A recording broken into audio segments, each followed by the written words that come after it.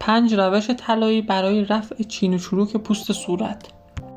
هلو گایز، چطورید بچه‌ها؟ داخل این ویدیو با هم روی 5 تا از روش‌های کارآمد برای رفع چین و چروک پوست صورت به صورت خانگی صحبت می‌کنیم. همه این روش‌هایی که داخل این ویدیو برای شما گفته میشه بر اساس مقالات بین‌المللی هستش، پس استفاده از این روش‌ها هیچ مشکلی برای پوست شما به وجود نمیاره.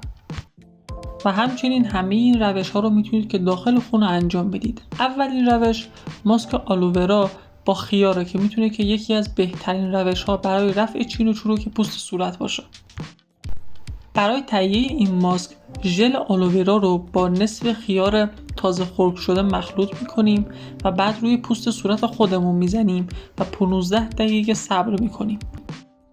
این ماسک به پوست شما نرمی و لطافت میبخشه و چین و چروک پوست های شما رو کاهش میده. مورد دوم ماسک طبیعی با زرشک و عسل هستش. توی این روش ما زرشک رو با عسل، 1 قاشق عسل مخلوط میکنیم و سپس روی صورتمون میمالیم و 20 دقیقه صبر میکنیم و سپس هم با آب گرم صورتمون رو تمیز میکنیم و این ماسک میتونه که باعث شاداب شدن پوست ما بشه و همچنین چین و چروکش رو به شدت کاهش میده.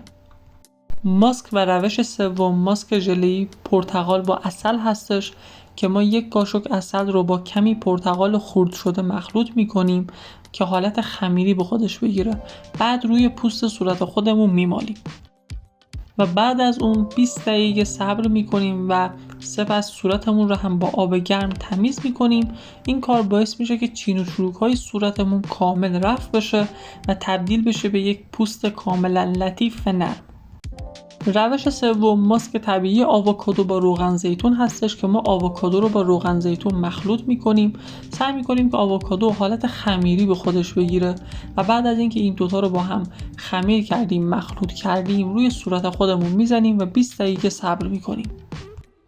بعد از اون هم حتما پوستمون رو باید تمیز بکنیم با آب گرم و این ماسک باعث تغذیه و نرمی پوست میشه و به رفع چین و چروک پوست ما کمک میکنه.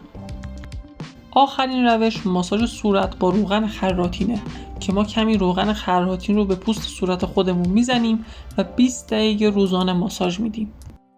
پس از 1 ماه کاملا چین و چروک پوست ما رفع میشه و باعث میشه که پوست لطیف و شادابی داشته باشیم.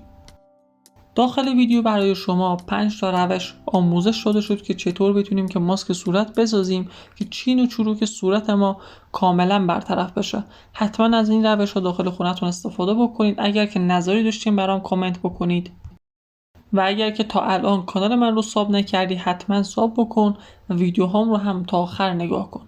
بدرود.